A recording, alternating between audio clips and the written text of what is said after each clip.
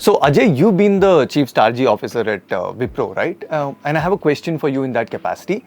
When you're talking to enterprises, why do you think that these large companies are actually lagging behind in their adoption of AI in day-to-day activities? So technology is always ahead. We've seen it in the consumer world, and then a lot of the technologies get innovated in the consumer world and then go into the enterprise. That's what's happened even in this wave, as we all know.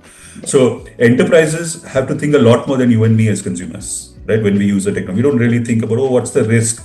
What happens if something goes wrong? We don't necessarily get. We know and we are able to manage that. But if I'm a large enterprise, I'm a public enterprise, it has an impact on my brand, it has an impact on my reputation, it has an impact on my security, my governance, and all of that. I need to think about, is this safe?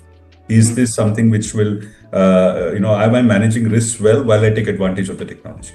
Right now, these are not easy decisions. It is very contextual. Every enterprise will have to look at it. Some of the enterprises who are in regulated markets like financial services, healthcare, have to look at it even more closely than some of the others.